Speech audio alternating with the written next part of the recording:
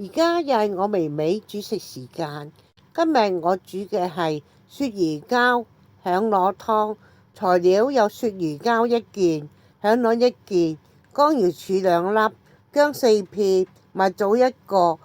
個真空壺首先用滾水熱咗佢，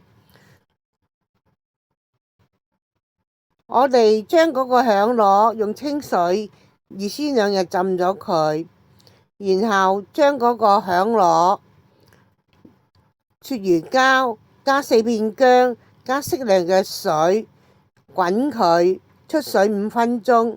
我哋出水嘅時候記得唔好開大火滾起嘅時候，因為如果大火嗰個響螺係會滾瀉嘅。滾完之後，我哋將個響螺剪乾淨佢，剪咗之後清理乾淨入邊嘅污糟物，然後放適量嘅水，加埋乾瑤柱，加埋鱈魚膠，加埋蜜棗，加埋嗰啲響螺水，滾起咗之後，我哋同樣係蓋上個煲蓋。滾佢嘅時候又係唔好大火，因為響螺係會滾瀉嘅。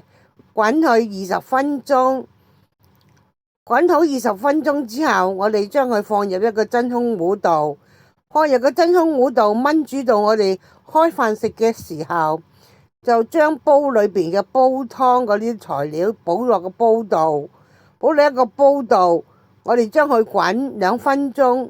蓋上煲蓋，但係都要小心滾瀉。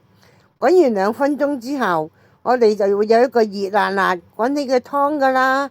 呢個湯響螺鱈魚膠湯完成啦，味道幾好噶，滋陰，鱈魚膠滑，響螺腍甜，好好味噶。大家有興趣不妨試下啦，好補身噶，滋陰噶。拜拜。